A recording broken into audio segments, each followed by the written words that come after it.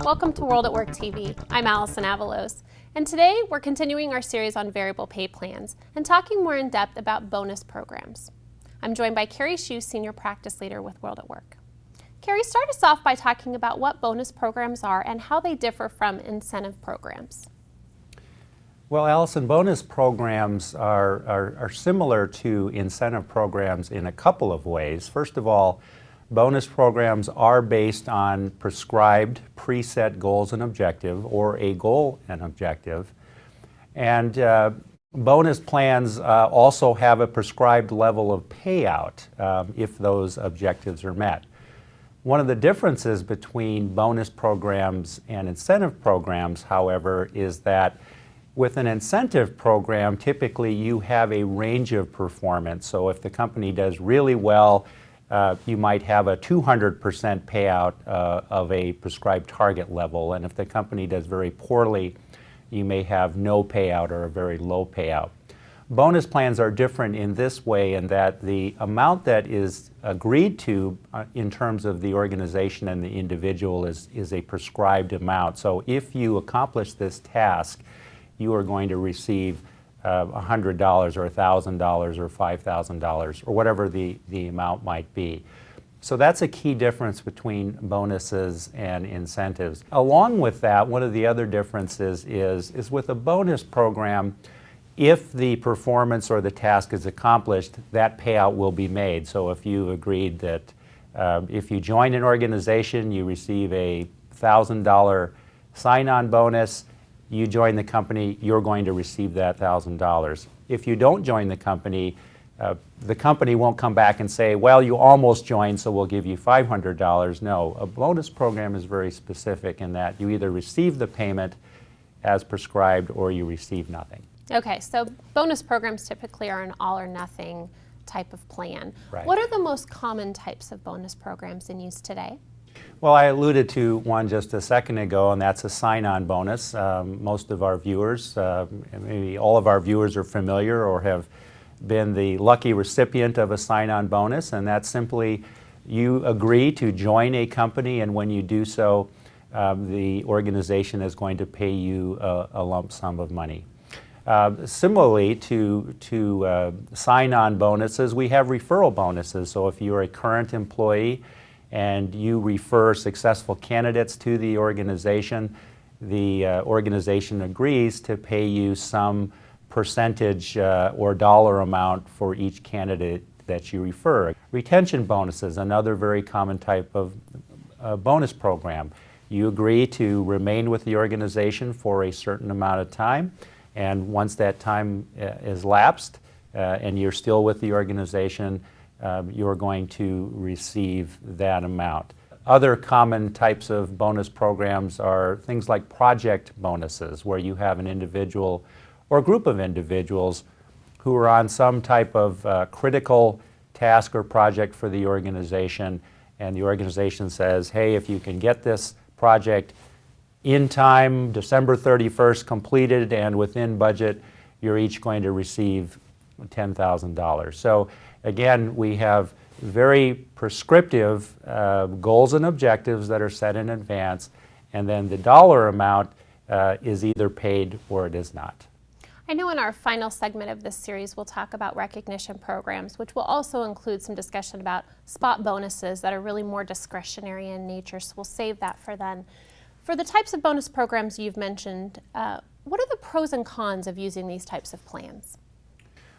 Well, Allison, one of the key advantages to bonus plans is the ability of the organization to very specifically target what types of goals and objectives need to be done. If we think about incentive plans that many of us have participated in, those plans tend to be a little bit more generic in terms of the goals and objectives. Usually you might have corporate-wide profit, earnings per share or revenue, customer satisfaction goals, and these might be at the organization-wide or the division level.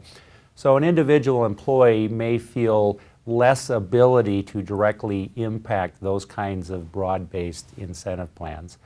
On the other hand, a bonus program, because often bonuses are given to employees on an individual basis, can be very specific. Allison, you have to do this. You have to remain with the company. You have to complete this project. And so you can really focus in what performance is desired and expected to that individual. So that's one of the key advantages. I would say one of the key drawbacks, and I wouldn't call it necessarily a drawback, but a caution for bonus programs is, as I said, the advantage is you can focus an individual on achieving a key objective or task.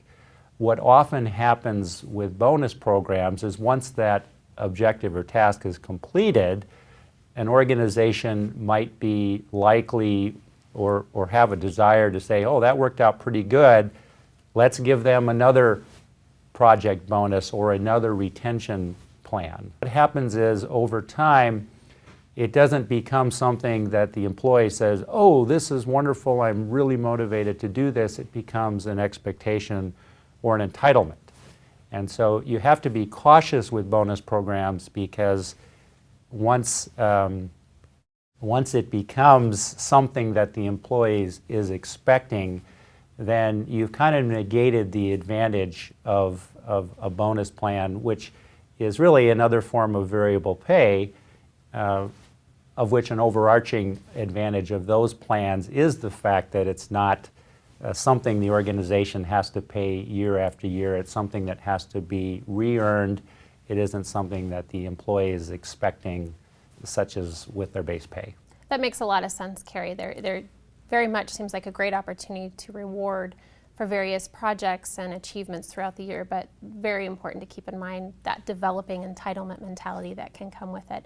When we look at the financial side, are there opportunities there that probably apply to incentive programs as well, but when we look at bonuses, because those are tools that an organization can use to reward an employee in a way that isn't annualized as part of their pay and something they're committing to long term?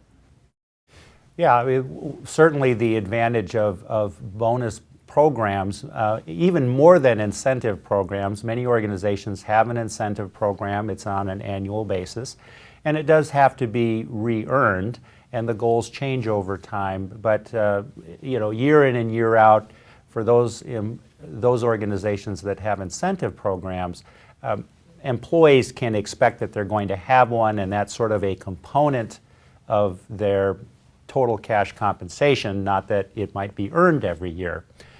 Bonuses in that respect might be treated more as a one-off. We certainly aren't going to provide every employee with a retention program, a retention bonus program, for example. Those are going to be, again, they're going to be more targeted to those that are high achievers, are high potentials, people that we really need to keep. Project completion bonuses, I'm sure we're not going to provide a project completion bonus to every project that's going on in the organization. There are hundreds or thousands of those. But the ones that are really going to move the needle, the ones that are really going to attract key customers, have a significant revenue or cost impact, those are the ones where a bonus program makes great sense. And again, we can target it to those individuals, and hopefully you have great success. You can reward employees for doing that, and without having to keep promulgating those bonus plans year after year to the same individuals. Thank you, Kerry. Look for our final video in this series on variable pay plans, where we'll talk about recognition programs and spot bonuses. For World at Work TV, I'm Allison Avalos.